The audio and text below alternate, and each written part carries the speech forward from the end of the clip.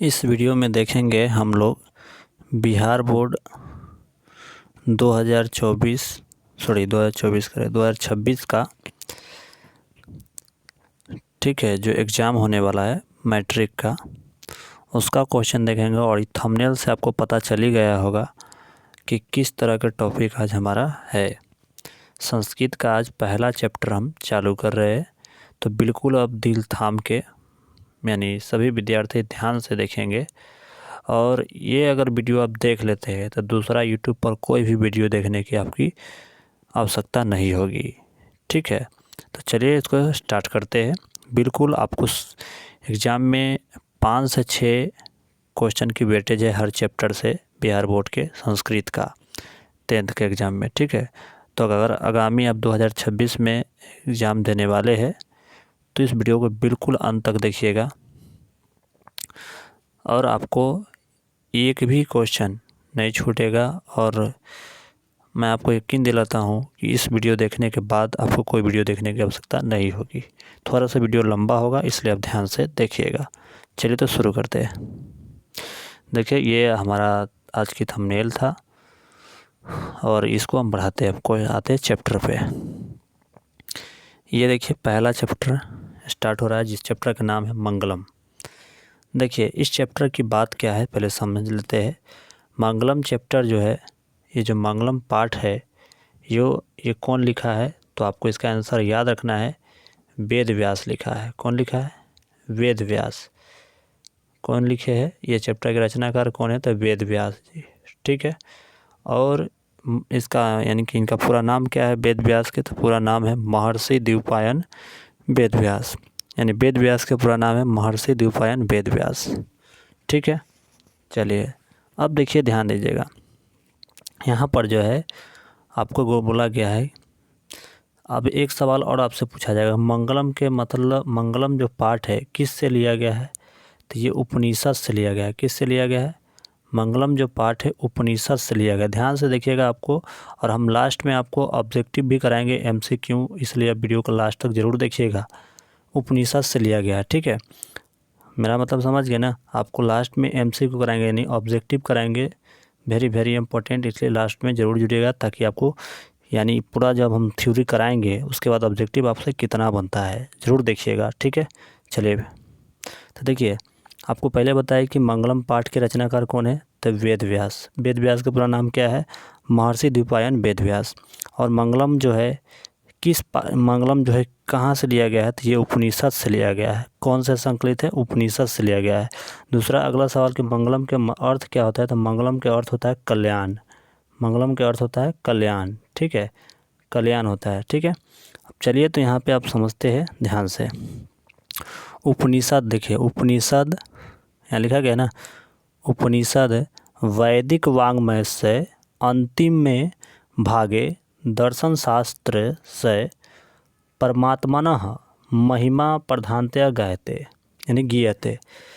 ये जो है ना, फिर से सुन लीजिए लाइन को, यानी उपनिषद जो है ना, उपनिषद वैदिक वाङ्मय से के अंतिम भाग दर्शन शास्त्र परमात्मनः महिमा प्रधानता गायते। यानी वैदिक वाङ्मय से, वैदिक मांग के अंतिम भाग से जो लिया गया है उपनिषद, वैदिक वाङ्मय के अंतिम भाग से उपनिषद लिया गया है।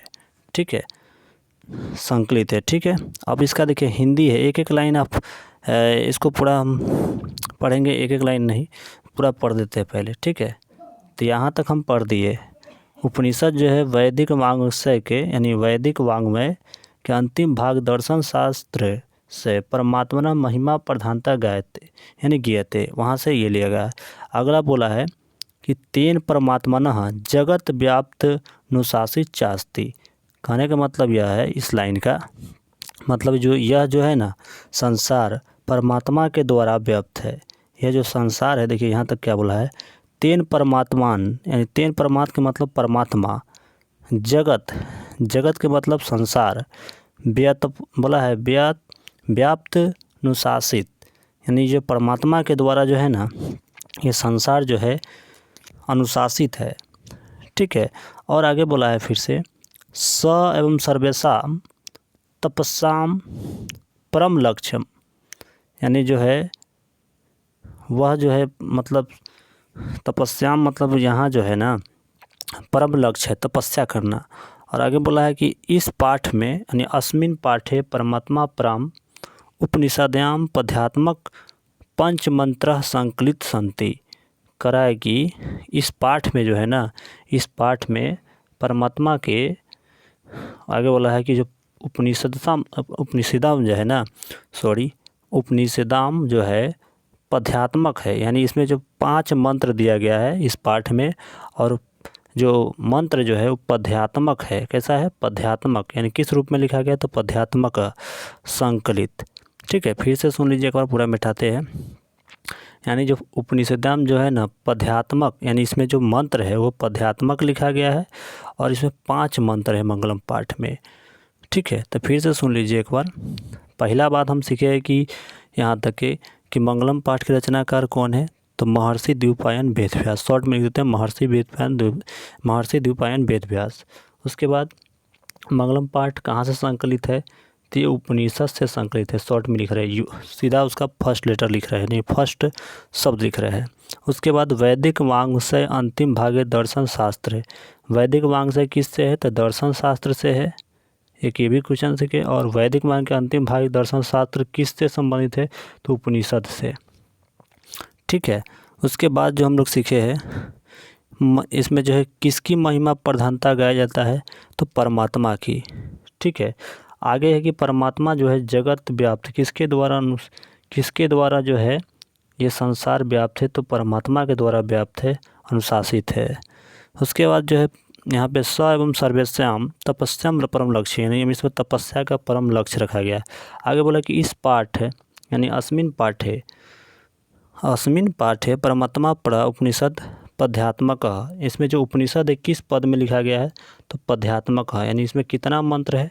तो 5 मंत्र है। उम्मीद है कि समझ में आया होगा। मंगलम पाठ में कितना मंत्र है? 5 मंत्र है। अब चलिए इसी का हिंदी में जो है अर्थ के साथ हम आपको लगा दिए हैं, ताकि आपको समझ में अच्छा से आ जाए, क्योंकि एग्ज़ाम में आप ही को बैठना है। देखिए ध्यान दीजिए, इसीलिए आपको समझ में अच्छा से आना चाहिए। देखिए यहाँ पे बोला गया है, अर्थ क्या है? बोला कि उपनिषद वैदिक साहित्य के अंतिम भाग में दार्शनिक सिद्धांत को प्रकट करता है। उपनिषद क्या है? वैदिक साहित्य में उपनिषद जो है ना वैदिक साहित्य के अंतिम भाग में दार्शनिक सिद्धांत को प्रकट करता है। किसका सिद्धांत को? तो दार्शनिक के सिद्धांत को प्रकट करता है।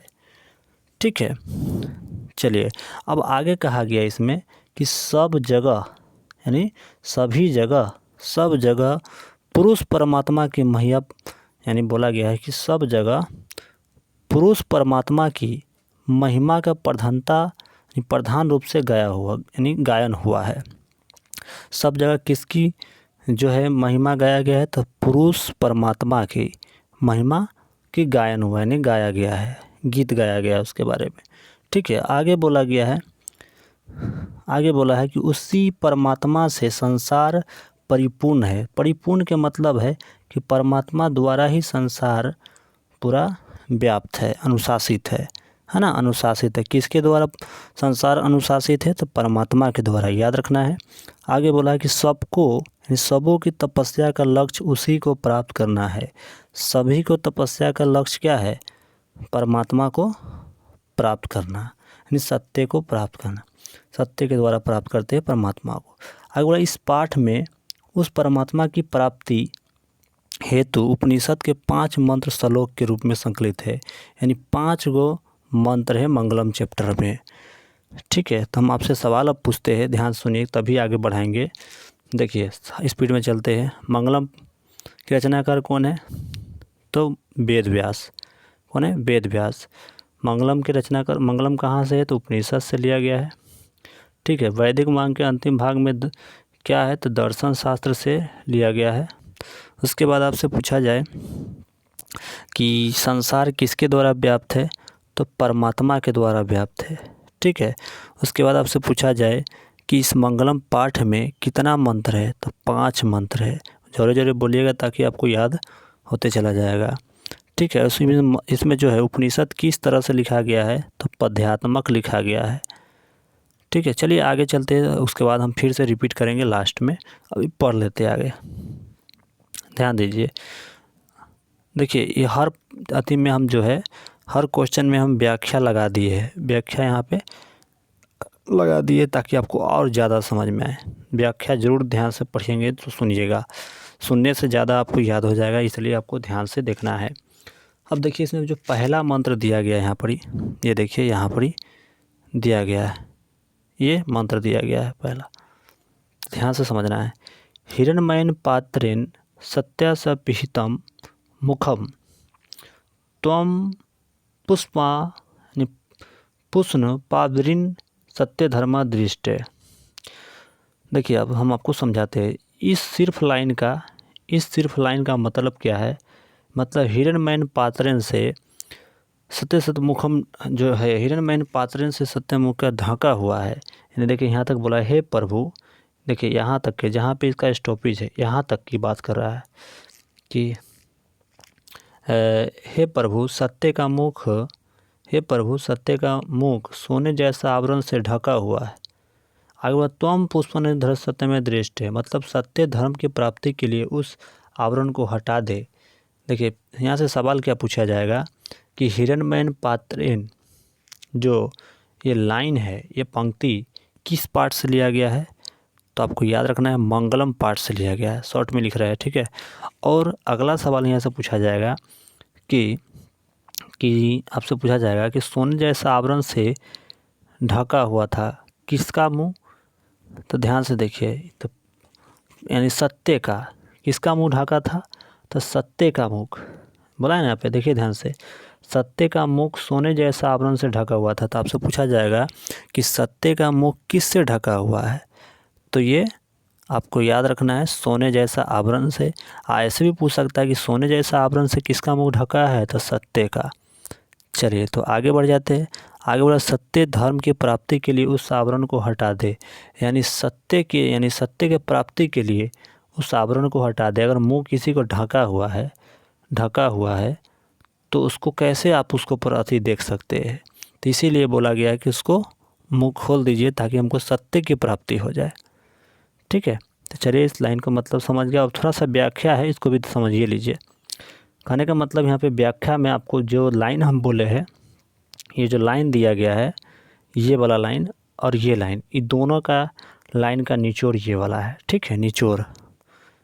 तो समझिएगा ध्यान से। देखिए इसमें क्या है, व्याख्या प्रस्तुत श्लोक ईशावास्य उपनिषद से संकलित है। जो वो लाइन जो लिया गया ऊपर वाला हिरण्मयेन पात्रेण, वो ईशावास्य उपनिषद से लिया गया है। आपसे पूछा जाएगा जो मंत्र है किस उपनिषद से लिया गया है, तो ईशावास्य उपनिषद से लिया गया है। जो श्लोक वहाँ पे बोला गया है हिरण्मयेन पात्रेण, तो वो आपको ईशावास्य उपनिषद से लिया गया, यह ध्यान रखना, वेरी वेरी इंपॉर्टेंट है। उसके बाद मंगलम पाठ से उद्धृत है, आपको बता दिए कि किस पाठ से लिया गया था, मंगलम से। इसमें सत्य के विषय में कहा गया है ना, सत्य के विषय में कहा गया है कि सांसारिक मोह माया के कारण विद्वान भी उस सत्य की प्राप्ति नहीं कर पाते हैं। देखिए आज के लोग बहुत जो है ना मतलब कि मोह माया रखते हैं, ये लालच रखते हैं, इसके कारण जो है लोग अच्छे यानी सफल नहीं हो पाते हैं। आगे बोला है क्योंकि सांसारिक चकाचौंध में वह इस सत्य का प्रकार ढक जाता है कि मनुष्य जीवन भर अनावश्यक भटकता रहता है।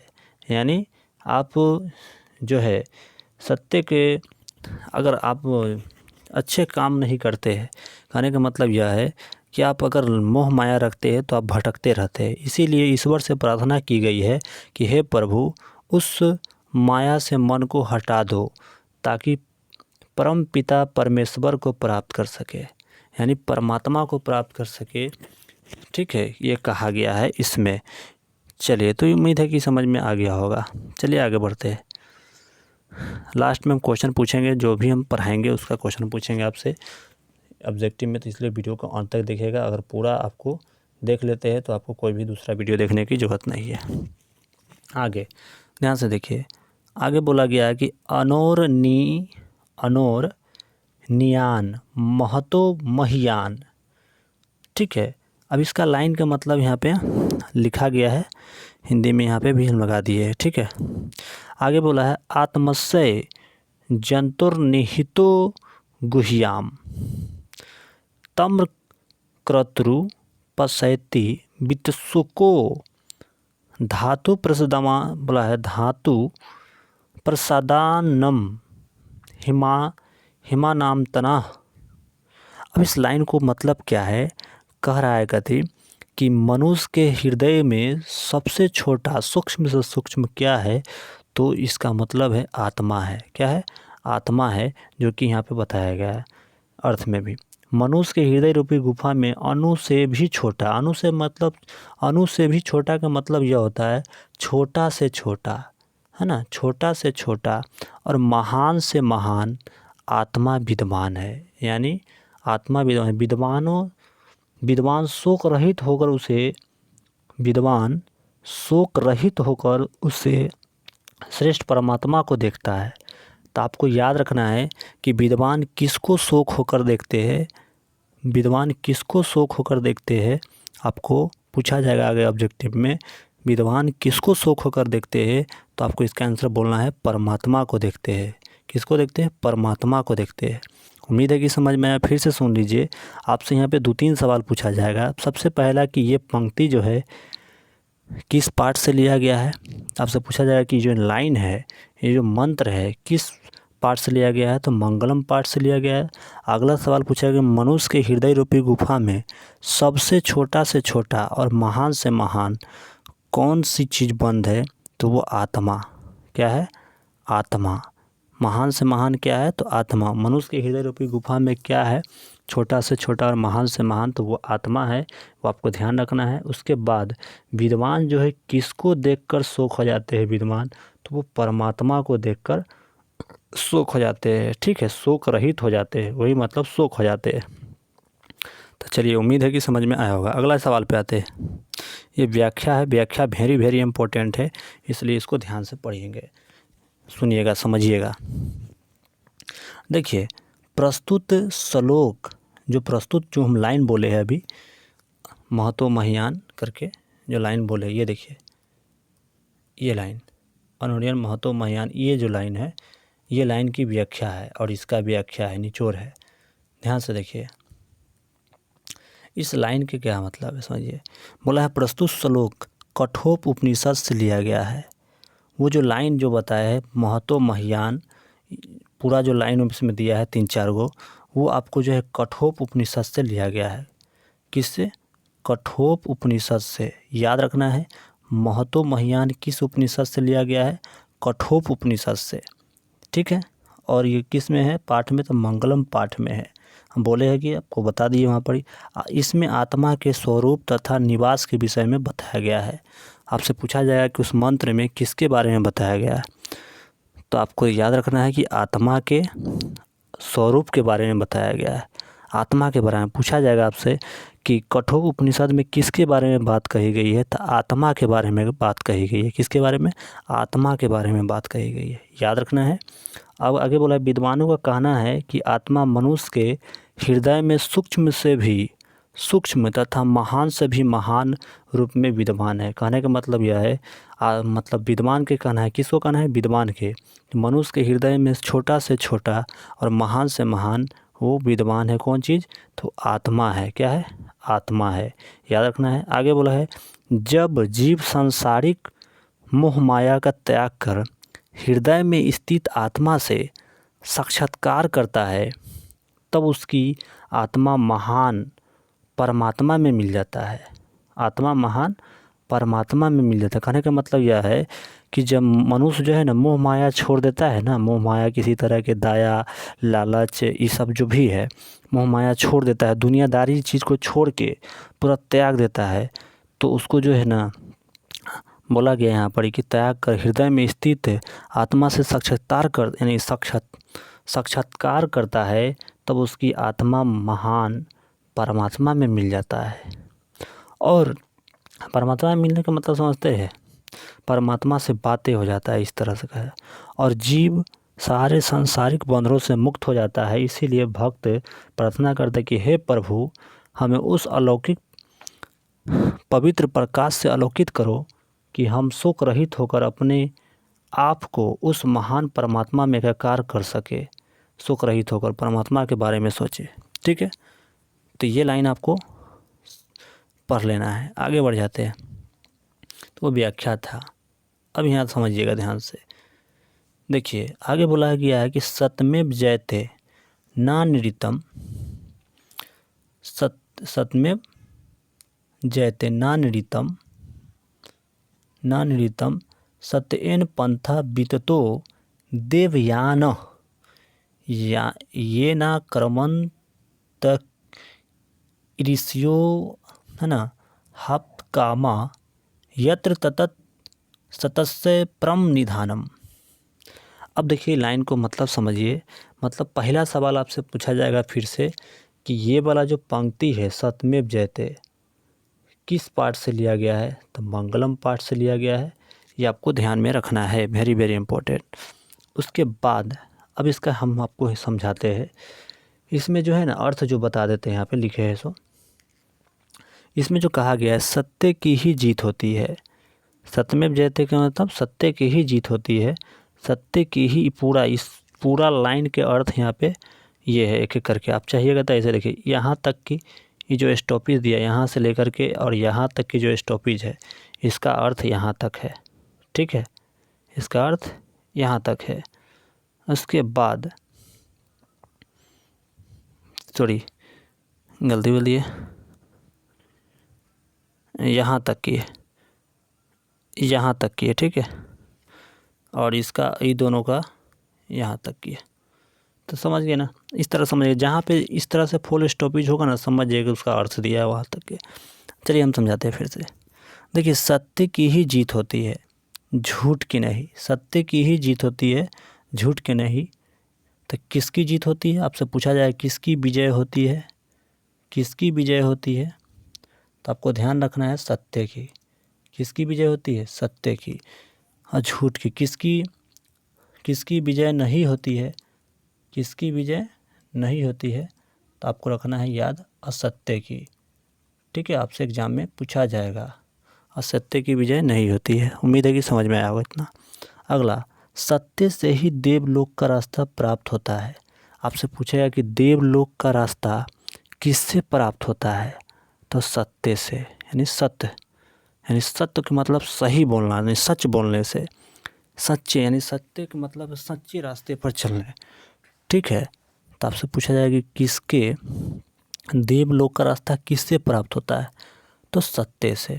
उम्मीद है कि समझ में आया होगा। अगला, ऋषि लोग देवलोक को प्राप्त करने के लिए उस सत्य को प्राप्त करते हैं। तो पूछेगा ऋषि लोग जो है देवलोक को प्राप्त करने के लिए किसका प्रयोग करते हैं, तो सत्य को। ठीक है ना, सत्य को प्राप्त करते हैं, तभी देवलोक को प्राप्त करने के लिए वो सत्य को प्राप्त करें। देवलोक अगर चाहिए तो उसको सत्य को प्राप्त करना होगा, यानी सच बोलना होगा, सही रास्ता। व्याख्या समझिए ध्यान से। देखिए व्याख्या क्या है समझिएगा ध्यान से। बोला है प्रस्तुत श्लोक जो है मुंडक उपनिषद से लिया गया है। कहने का मतलब जो ये लाइन जो लिया गया है ना, ये लाइन सत्यमेव जयते जो लाइन है किससे लिया गया है, तो ये मुंडको उपनिषद से। कौन मंत्र है, मुंडको उपनिषद से लिया गया है। ठीक है, ये मुंडको उपनिषद से लिया गया है। ठीक है, मुंडको शॉर्ट में हम लिख दे रहे हैं, मुंडको उपनिषद से लिया गया है ये वाला पूरा लाइन। ठीक है, तो याद रखिएगा सत्यमेव जयते किससे लिया गया, मुंडको उपनिषद से। और आपको मालूम है सत्यमेव जयते भारत के चक्र में भी प्रयोग किया गया है। मतलब भारत के जो आप देखते हैं 1 रुपया वाला, उसमें भी आपको इसका फ़ोटो मिलता है। तो ध्यान दीजिएगा। अब यहाँ पे हम आपको समझा रहे हैं फिर से। तो बोला है कि उसमें जो मंत्र है नी मुंडको उपनिषद से लिया गया है सत्यमेव जयते। सत्यमेव जयते किस से लिया गया है, तो मुंडको उपनिषद से। पूछा जाएगा कि सत्यमेव जयते किस उपनिषद से लिया गया है, तो मुंडको उपनिषद से। और किस पाठ से है, तो मंगलम पाठ से। उम्मीद है कि समझ में आएगा। आगे बोला इसमें सत्य के महत्व पर प्रकाश डाला गया। ऋषियों का संदेश है कि संसार में सत्य की ही जीत होती है। किसकी जीत होती है संसार में, सत्य की। असत्य या झूठ की नहीं जीत होती है। तात्पर्य यह है कि ईश्वर की प्राप्ति सत्य की आराधना से होती है। और ना कि सांसारिक विषय वासना डूबने रहने से होती है। संसार माया है तथा ईश्वर सत्य है, अतः जीव जब तक उस सत्य मार्ग का अनुसरण नहीं करता है, इस सत्य मार्ग का अनुसरण जीव अगर नहीं करता है, ठीक है, जीव नहीं करता है, तब तक वह सांसारिक मोह माया में जकड़ा रहता है। इसीलिए उस सत्य की प्राप्ति के लिए जीव को सांसारिक मोह माया से दूर रहने वाला भाव से कर्म करना चाहिए, क्योंकि सिर्फ ईश्वर ही सत्य है, इसके अतिरिक्त सब कुछ असत्य है। ठीक है, तो ये व्याख्या पढ़ लीजिएगा, वेरी वेरी इंपॉर्टेंट है। बहुत सारे किताब में है कि नहीं मुझे नहीं मालूम, लेकिन ये इम्पोर्टेंट है, पढ़ लीजिएगा, ध्यान दीजिएगा। अगला कितना नंबर पेज पे है? 8। बस ध्यान दीजिएगा। अब ये जो लाइन है ध्यान से समझना है, 5 मंत्र है, ठीक है। अब सुनिएगा, यहाँ पढ़ी, यहाँ पे बोला गया यथा नध अस्यन्दमानः समुद्र अस्तम गच्छन्ति नाम रूपे विहाय। कहने का मतलब यह है इस लाइन को कि नदियाँ जो है, नदियाँ नाम और रूप छोड़ करके किस में मिल जाती है? तो समुद्र में। नदियाँ नाम और रूप के छोड़ कर किस में मिल जाती है? तो समुद्र में मिल जाती है। ठीक है, और याद रखना है इसको, ठीक है। मिल जाती, विहाया मतलब विलीन हो जाती है, ठीक है। तथा विद्वान नाम रूप तो विमुक्त मतलब प्रातपरम पुरुष मुपैति दिव्यम। इसी तरह विद्वान भी जो है नाम और रूप को छोड़कर परमात्मा में मिल जाता है, ठीक है।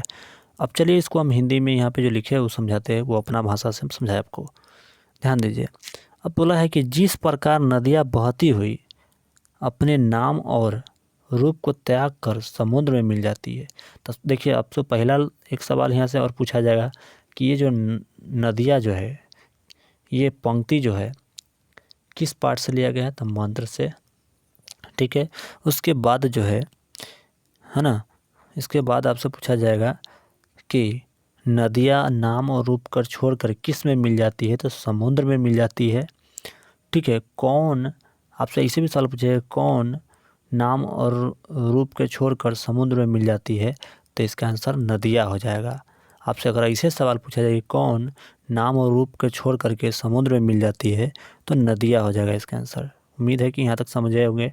अगला, उसी प्रकार विद्वान जो है ना, जिस प्रकार नदियाँ बहती हुई अपने नाम और रूप को त्याग कर मतलब छोड़कर समुद्र में मिल जाती है, उसी प्रकार विद्वान जो है, विद्वान अपना नाम और रूप को त्याग कर, अपना नाम और रूप को त्याग कर परम पिता के यानी परम पिता परमेश्वर की प्राप्ति करते हैं। परम पिता परमेश्वर के मतलब समझते हैं, परमात्मा को प्राप्ति कर लेता है, परमात्मा को प्राप्ति करते। उसी प्रकार जो नदियाँ जिस प्रकार समुद्र में मिलती है, उसी प्रकार जो है विद्वान अपना नाम और रूप को त्याग कर किस में मिल जाता है? परमात्मा में मिल जाता है। उम्मीद है कि यहाँ समझ गया। अब इसका व्याख्या समझिए। देखिए, ये लाइन जो है, ये लाइन जो है किस उपनिषद से लिया गया वो भी देख लेते हैं, व्याख्या।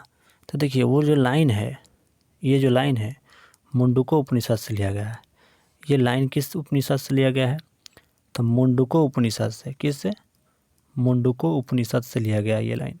शॉर्ट में हम लिख रहे हैं, ठीक है। हम साउंड बोल रहे हो, ध्यान सुनिएगा। मुंडको उपनिषद से लिया गया है ये लाइन, पूरा लाइन, ठीक है। चलिए, तो ध्यान रखना है। अब यहाँ पे आते हैं, व्याख्या समझिए। व्याख्या क्या था? व्याख्या यहाँ देखिए, मुंडको उपनिषद से लिया गया था तो हम बोल दिए, और मंगलम पाठ से उद्धृत है ना। अगला है, इसमें जीव और आत्मा के बीच संबंध का विवेचन किया गया है।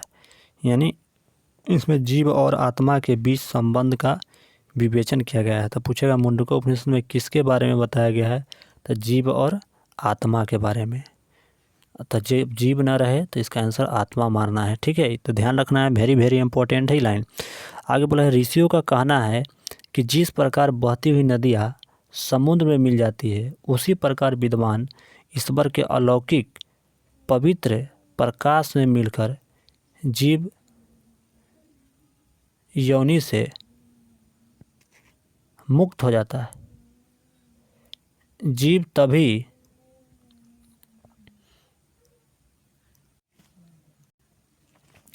तो यहाँ पर आप देखेंगे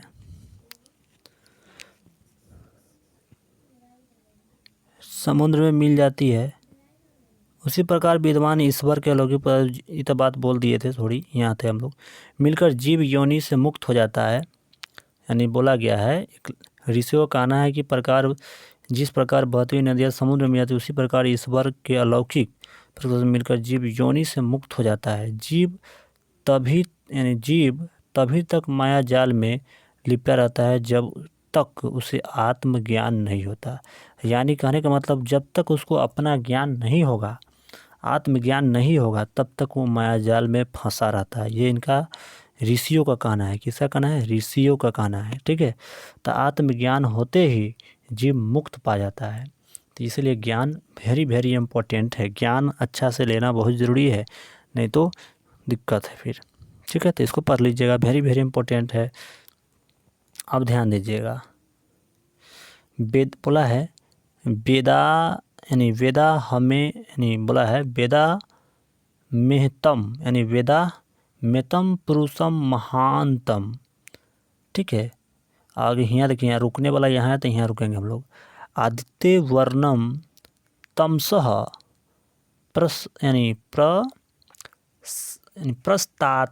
प्रस्तात। ठीक है, कहने का मतलब यह है कि इसमें जो है पूरा लाइनें कंप्लीट कर दिया। आगे बोला तम तमेव विदितवाती मृत्यु मेति नान्य पंथा विदित अयान्याय।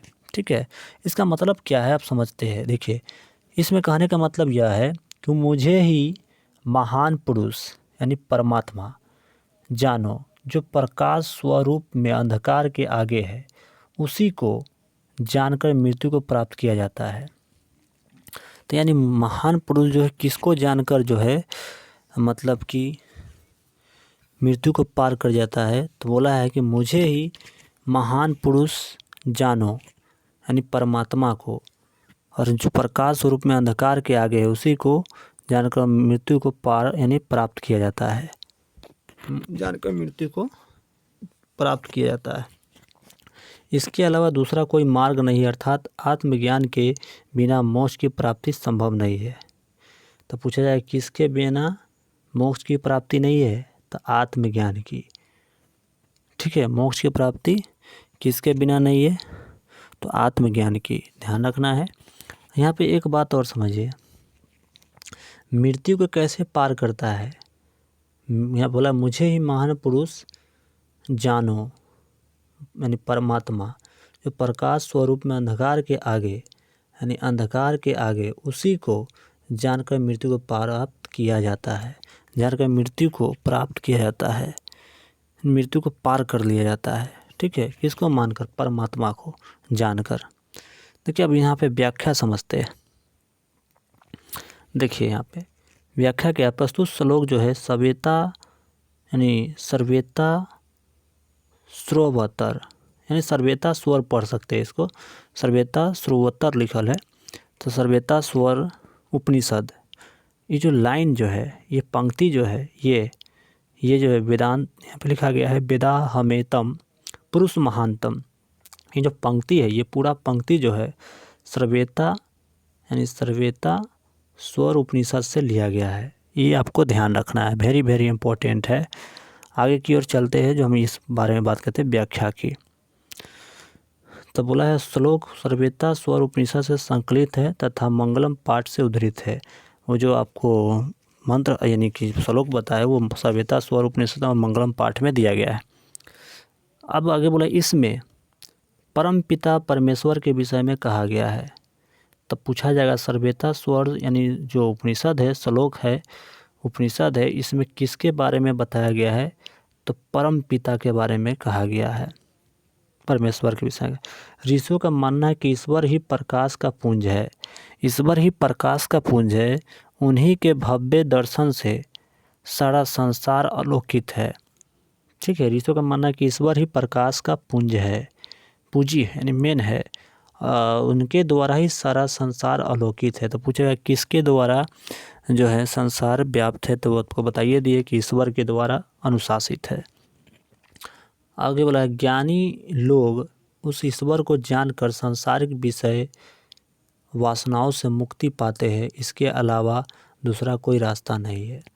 यानी कहने का मतलब ज्ञानी लोग जो है ना ईश्वर को जान लेता है, पढ़ के समझ लेते हैं और उसी तरह विषय वस्तु में मुक्त हो पाते हैं, यानी विषय वासनाओं से मुक्त हो पाते हैं। ठीक है, दूसरा कोई रास्ता नहीं है। आगे आते हैं तो ये अगला जो है हम लोग का चैप्टर यहाँ से स्टार्ट हो रहा है। एक बात हम और आपको समझाते हैं, जो ज्ञानी लोग जो है वेदों का पढ़ के कहा जाता है, यानी ईश्वर को ज्ञानी लोग जो है ईश्वर को जान करके और मृत्यु को पार कर जाते हैं, मृत्यु को पार कर जाते हैं यानी अमर हो जाते हैं। अब यहाँ पे आपको ऑब्जेक्टिव आ गया है, तो ऑब्जेक्टिव यहाँ पे बनाने के लिए तो उससे पहले हम आपको 2-3 बात हम पूछते हैं ताकि हम सवाल पे आएंगे। देखिए हम लोग सीखे हैं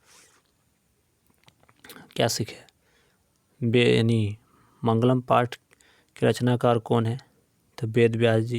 ये सारा आपको ऑब्जेक्टिव में मिल जाएगा। चलिए हम आते हैं डायरेक्ट ऑब्जेक्टिव में अब, क्योंकि ये हम व्याख्या कर दिए। ऑब्जेक्टिव मेरा ये स्टार्ट यहाँ से 11 के बाद से स्टार्ट हो रहा है, ध्यान दीजिएगा। ऑब्जेक्टिव में जूमिंग करते ही मंगलम पाठ के ऑब्जेक्टिव है, वेरी वेरी इंपॉर्टेंट है, आप लोग ध्यान से सभी लगाइएगा क्योंकि कितना समझे है। अब यहाँ पे आ गया है क्वेश्चन, अगर आप थ्योरी समझे है तो आपको ये सवाल बनेगा। ठीक है, तो चलिए यहाँ पे थ्योरी वेरी वेरी इंपॉर्टेंट था समझना आपके लिए। तो मंगलम पाठ की ये क्वेश्चन है, 2 साइड में इसलिए कट रहा है, कोई बात नहीं। चलिए ध्यान दीजिए, बोला गया कि मंगलम पाठ कहाँ से संकलित है। तो मैं अभी आपको बताया कि मंगलम पाठ कहाँ से संकलित है। आप लोग खुद से पहले लगाइए तभी आप हमारा आंसर देखिएगा। हम स्पीड में लगाएंगे, पहले आप रोक लीजिएगा वीडियो के, तो कुछ सेकेंड हम रुकेंगे, उसके बाद फिर लगा देंगे। मंगलम पाठ कहाँ से संकलित है, उपनिषद से लिया गया है, तो इसका आंसर क्या हो जाएगा, उपनिषद हो जाएगा। Option number C right answer हो जाएगा। अगला सवाल पे आते हैं, आप वीडियो रोक के देख लीजिए पहले उसका आंसर क्या होगा। देखिए महान से भी महान क्या है, हम अभी पढ़े महान से महान क्या है, तो आत्मा पढ़े है ना, तो इसका आंसर क्या हो जाएगा, ऑप्शन नंबर ए आत्मा। अगला है सूक्ष्म से सूक्ष्म क्या है, अभी हम बताए छोटा से छोटा क्या है, तो बताइए, हम आपको अभी बताया है। तो छोटा से छोटा क्या है, आत्मा है। ठीक है, सूक्ष्म से सूक्ष्म कौन है, तो आत्मा है। कहाँ है, तो मनुष्य के हृदय रूपी गुफा में। अब बताइए, अभी पढ़ाया है आपको, बताइए जल्दी इसका आंसर क्या होगा। मंगलम पाठ के रचनाकार कौन है, मंगलम पाठ के रचनाकार वेद व्यास जी है। हम आपको बताया है वेद व्यास के पूरा नाम क्या है, महर्षि द्विपायन वेद व्यास। ठीक है, अगला सवाल पे आते हैं, 4 के बाद 5 पे। अब देखिए यहाँ पर सवाल है, आपको बोला कि उपनिषद के रचनाकार कौन है। उपनिषद के रचनाकार अभी हम आपको बताया है, उपनिषद के बारे में चाहे मंगलम के बारे में वेद व्यास जी होगा इसका आंसर। ठीक है, चलिए अगला सवाल पे आते हैं, उपनिषद किसका अंतिम भाग है, तो लौकिक यानी वैदिक साहित्य का क्या हो जाएगा, वैदिक साहित्य। इसका answer option number C right हो जाएगा। चलिए अगला सवाल पे आते हैं, मंगलम पाठ में किस प्रकार का मंत्र है। अभी बताया है मंत्र किस प्रकार लिखा गया, तो पद्यात्मक लिखा गया है, तो इसका आंसर क्या हो जाएगा, ऑप्शन नंबर ए। ठीक है, चलिए अगला सवाल पे आते हैं, उपनिषद किसका सिद्धांत प्रकट करता है, बताइए ना, उपनिषद किसका सिद्धांत प्रकट करता है। तो उपनिषद आपको बताया है ना, दर्शन शास्त्र के यानी दर्शन का सिद्धांत प्रकट करता है। आप पढ़े ना अभी थोड़ा, वैदिक वांग्मय दर्शन शास्त्र के उपनिषद सिद्धांत प्रकट, option number B for Baahubali हो जाएगा इसका राइट आंसर। आगे बोला गया है कि किसे वश में नहीं किया जा सकता है, किसे वश में नहीं किया जा सकता है, तो आप कह दिया, बताइए ना, किसको वश में नहीं किया, तो आत्मा को। आत्मा को किसी भी हाल में आप नहीं रोक सकते हैं। अगर किसी इंसान के आप मृत्यु होने वाला है तो उसको आप नहीं रोक सकते हैं, उसको मौत निश्चित है। ठीक है, उसी के लिए बोला कि आत्मा इसका आंसर हो जाएगा। ठीक है, आत्मा को कभी भी नहीं रोक सकते, कोई भी नहीं रोक सकता है।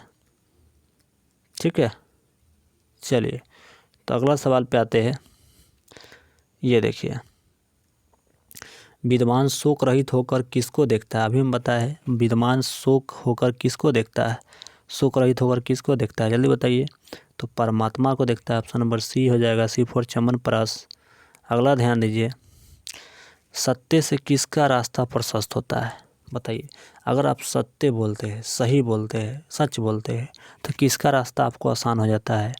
तो देवलोक का। Option number B for Baahubali. हम आपको अभी पढ़ाए ना, देवलोक का।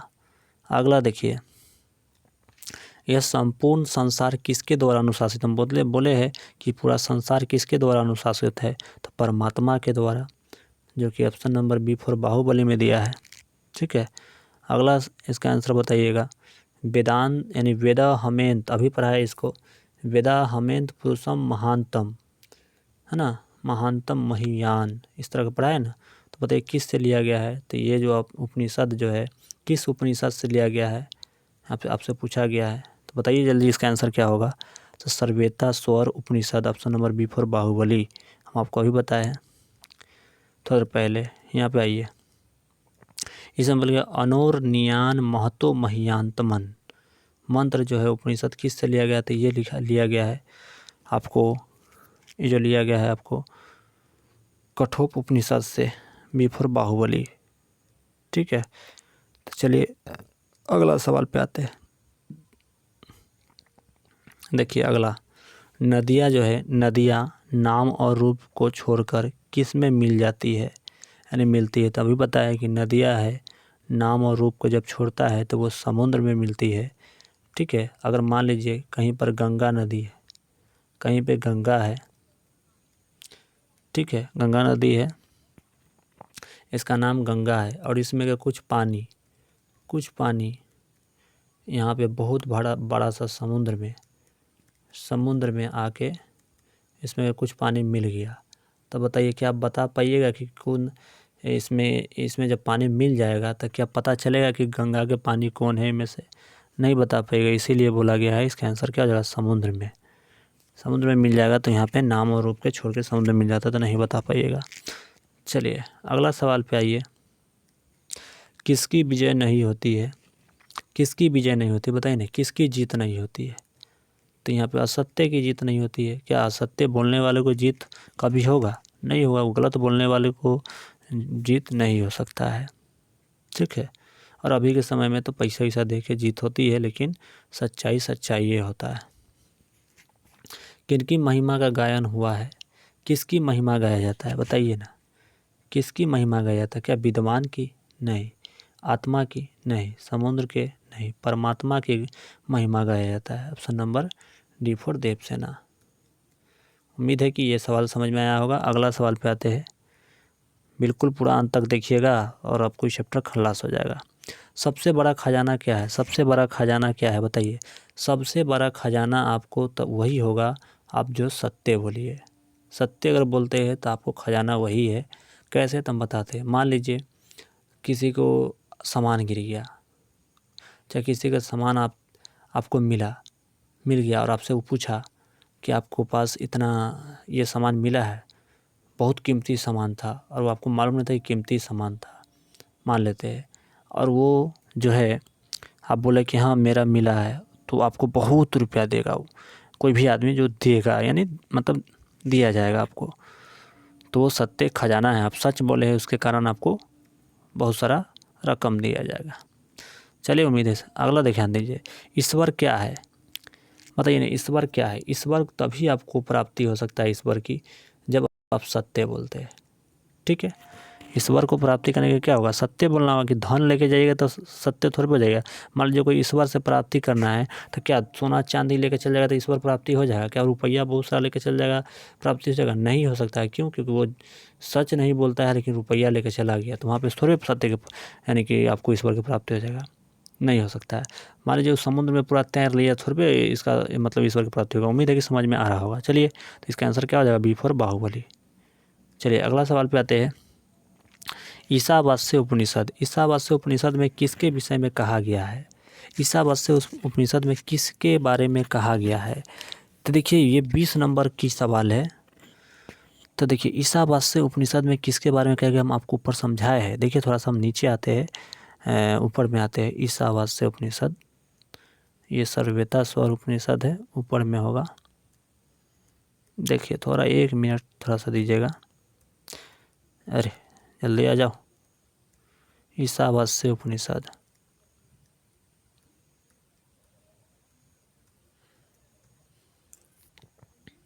ईशावास्य उपनिषद में मुंडको उपनिषद है।